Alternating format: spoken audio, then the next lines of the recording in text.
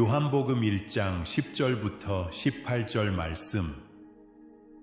그가 세상에 계셨으며 세상은 그로 말미암아 지은 바 되었으되 세상이 그를 알지 못하였고 자기 땅에 왔을 때 자기 백성이 영접하지 아니하였으나 영접하는 자 곧 그 이름을 믿는 자들에게는 하나님의 자녀가 되는 권세를 주셨으니 이는 혈통으로나 육정으로나 사람의 뜻으로 나지 아니하고 오직 하나님께로부터 난 자들이니라. 말씀이 육신이 되어 우리 가운데 거하심에 우리가 그의 영광을 보니 아버지의 독생자의 영광이요 은혜와 진리가 충만하더라. 요한이 그에 대하여 증언하여 외쳐 이르되 내가 전에 말하기를 내 뒤에 오시는 이가 나보다 앞선 것은 나보다 먼저 계심이라 한 것이 이 사람을 가리킴이라 하니라. 우리가 다 그의 충만한 데서 받으니 은혜 위에 은혜로라. 율법은 모세로 말미암아 주어진 것이요 은혜와 진리는 예수 그리스도로 말미암아 온 것이라. 본래 하나님을 본 사람이 없으되 아버지 품속에 있는 독생하신 하나님이 나타내셨느니라.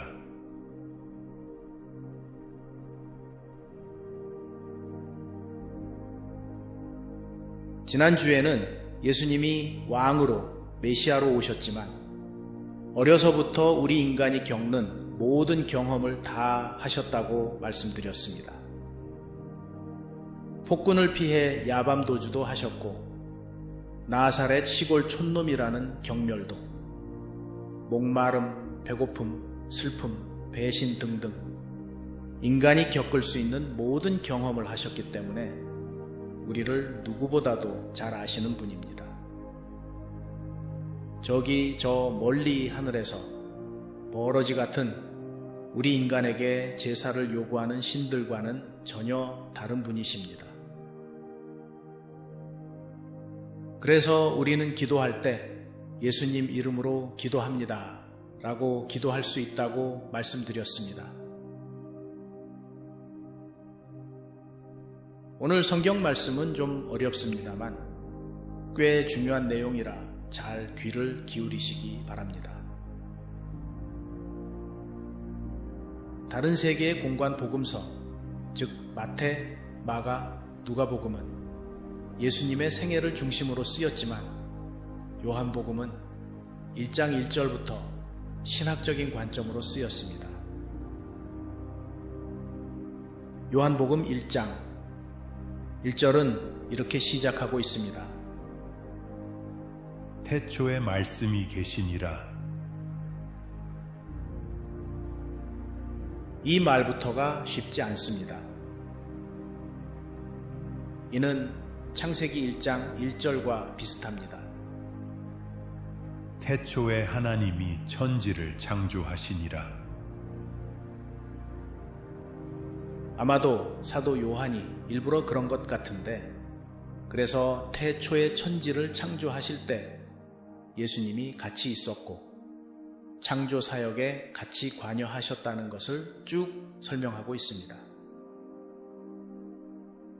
이것이 기초가 되어 나중에 신학적으로 삼위일체 사상으로 발전됩니다.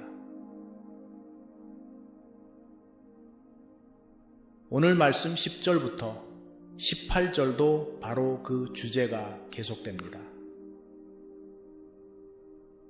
요한복음이 쓰여진 시기는 기원 후 90년부터 100년 사이라고 합니다. 예수님이 하늘에 올라가시고 난 후 벌써 거의 60, 70년이 흘렀습니다. 사도 요한은 예수님을 가장 가까운 곳에서 직접 보았고 경험했고 그래서 가장 예수님을 잘 알고 있었습니다.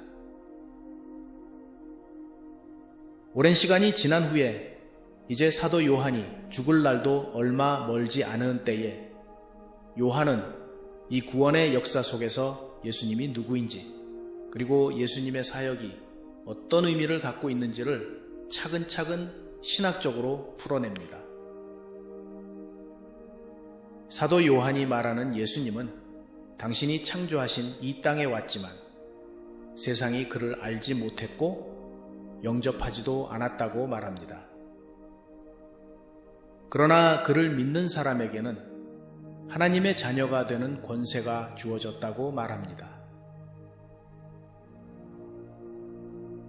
14절에 보면 말씀이 육신이 되었다고 말합니다. 말씀이 육신이 되어 아버지의 독생자. 여기에 나오는 말씀은 히라버로는 로고스인데 이 로고스라는 단어를 이해하기가 쉽지는 않습니다만 로고스란 단순히 사람 입에서 나오는 말을 가리키지 않습니다. 유대인들은 로고스, 즉 말씀은 그저 입으로 나오는 소리가 아니라 권위를 가진 그리고 실제로 행동으로 이어지는 창조의 에이전트로 이해했습니다. 히라빈들은 로고스를 우주 창조의 질서로 이해했습니다. 요한은 이 두 문화에서 말하는 창조주, 즉 유대인에게는 유일신 하나님이고 히라빈들에게는 혼돈에서 질서를 세우고 그를 통해서 우주의 창조가 이루어진 그런 신을 하나로 묶어서 설명하고 있습니다.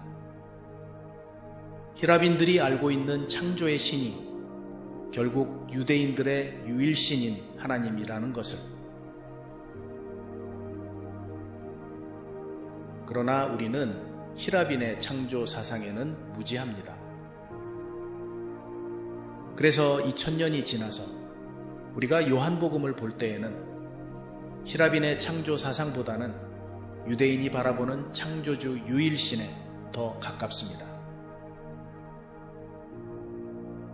구태여 히라빈의 창조 사상을 비추어 볼 필요가 없이 창세기에 쓰여 있듯이 하나님과 예수님이 함께 이 우주를 창조하셨고 특히 예수님은 그 창조된 우주 안에 그리고 특히 지구에 그것도 다른 곳이 아닌 팔레스타인 땅의 다윗의 자손으로 그리고 메시아로 우리 가운데 오신 것입니다. 요한은 그것을 말하고 있는 것입니다. 그리고 독생자라는 표현이 나옵니다. 18절에도 독생하신 하나님이라는 표현이 나옵니다. 아버지 품속에 있는 독생하신 하나님이 나타내셨느니라. 교회에 오래 다니신 분들은 독생자라는 말을 많이 들어보셨을 것입니다. 그런데 독생자라는 말이 무슨 뜻일까요? 쉬운 말로 하자면 하나밖에 없는 아들, 즉 외아들이라는 뜻입니다. 그런데 왜 이 말이 중요할까요? 그것은 그리스와 로마 및 주변 국가들의 많은 신들과 구별하기 위해서 사용되는 말입니다. 즉 이방 신들처럼 제우스가 많은 아들, 딸들을 낳아서 자기들끼리 서로 시기하고 다투는 그런 신이 아니라 유일신이신 하나님의 단 하나밖에 없는 아들이라는 구별을 하기 위해서입니다.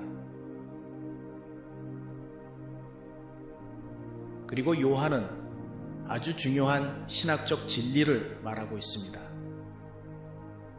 즉 예수님은 하나님이 낳은 분이지 창조된 분이 아니라는 것입니다. 어떤 이단들은 낳은 것과 창조된 것을 분간하지 못해서 예수님은 그저 창조된 신의 하나일 뿐이라고 주장합니다.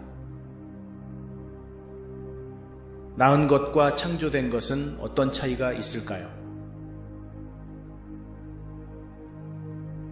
사람이 아이를 낳으면 그 아이의 본질은 부모와 같은 사람입니다. 개가 강아지를 낳으면 그 강아지의 본질은 개입니다. 그러나 어떤 사람이 기계를 창조하면 그 기계의 본질은 창조된 물건입니다. 그 기계의 본질이 사람일 수 없습니다. 마찬가지로 하나님이 낳은 예수님은 본질적으로 하나님입니다. 그래서 성경은 예수님이 하나님이라고 가르치는 것입니다. 그러나 하나님에 의해 창조된 우주의 본질이 하나님일 수 없습니다. 우리 사람도 창조되었기 때문에 우리의 본질이 하나님일 수 없습니다. 그러나 예수님은 하나님이 창조한 것이 아니라 낳았기 때문에 예수님은 본질적으로 하나님이라는 말입니다. 말이 나왔으니 말인데 삼위일체란 무엇일까요? 정통 개신교에서는 삼위일체를 부인하는 집단은 이단이라고 정의합니다. 우선 삼위일체라는 개념은 이런 것입니다. 여호와 하나님, 그리스도 예수님, 그리고 성령님은 서로 다른 개체이지만 같은 본질로 하나님이라는 뜻입니다. 때로는 유대교의 유일신 사상에서 삼위일체 사상으로 발전하는 과정에서 하나님은 한 분인데 때로는 하나님으로 나타나고 때로는 예수님으로 나타나고 때로는 성령으로 나타난다고 생각한 적도 있었습니다. 그러나 2세기, 3세기에 벌써 있기 시작한 이단들과 싸우면서 점점 뚜렷해진 사실은 세 하나님이 각각 다른 개체라는 것입니다. 다만 세 분의 본질이 하나님이라는 것, 그리고 세 분이 그리스나 로마의 신들처럼 서로 경쟁하고 시기하고 싸우는 그런 신들이 아니라 같은 생각, 같은 뜻, 같은 목적으로 서로 연락하며 서로를 높이는 그런 관계를 가지고 있다는 것입니다. 우리 사람이나 다른 이방신들과는 본질적으로 다른 하나님이시라는 것입니다. 이것을 혼동하다 보니 삼위일체를 부정하는 이단이 생기는 것입니다. 또한 삼위일체가 4세기에 확정된 것이므로 성경에 있는 것이 아니고 사람의 머릿속에서 나온 인간적인 생각이라고 합니다. 물론 삼위일체라는 단어는 성경에 없습니다. 그러나 나중에 확정된 것은 모두 성경적이 아니고 사람의 머리에서 나온 것이라고 주장한다면 성경은 어떻습니까? 신약 성경이 쓰여지는 당시에는 자신들의 기록이 성경이 될 것이라고는 아무도 몰랐습니다. 마태복음에 나오는 한 점 한 획도 없어지지 아니하리라는 말씀은 신약을 말하는 것이 아닙니다. 마지막으로 쓰여진 계시록에도 두루마리에 더하거나 감하지 말라고 했습니다. 그러나 사도들이 말하는 성경은 구약을 말하는 것입니다. 좀 더 신학적으로 말하자면 구약에 예언된 하나님의 말씀이 한 점 한 획도 없어지지 아니하고 다 이루어지리라는 말씀이었습니다. 신약 성경이 현재 우리가 알고 있는 27권으로 확정된 과정은 이렇습니다. 현재 신약 성경에 포함된 사복음서와 사도행전, 그리고 서신서 및 요한계시록은 기원 후 45년부터 95년 사이에 쓰여졌습니다. 1세기 말부터 2세기에 이들 문서는 복사되어 교회에서 정경으로 인정받았고 예배 가운데 읽히게 되었습니다. 2세기, 3세기에 이들 27권이 널리 교회에서 인정되었습니다. 그리고 마지막으로 4세기에 27권을 교회 회의에서 확정하게 되었습니다. 이는 거의 모든 교회에서 이미 인정한 것을 다만 공식적으로 공포하게 되었다는 말입니다. 그래서 그 과정을 잘 살펴보면 사도들 당시에 신약 27권이 확정된 것은 아닙니다.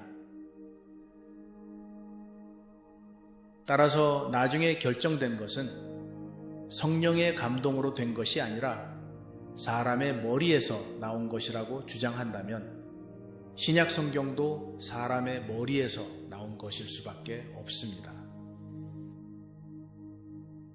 그러나 나중에 확정된 삼위일체는 부정하면서 역시 나중에 확정된 성경은 인정한다는 논리에 맞지 않는 주장을 합니다. 그러면 왜 이단들은 삼위일체를 부정하는 것일까요? 그것은 유대적인 유일신을 고집하기 때문입니다. 그리고 그러려면 예수님의 신성을 깎아내릴 수밖에 없기 때문입니다. 그런데 재미있는 것은 이런 생각이 오늘 내일 새로 생긴 생각이 아니라는 것입니다.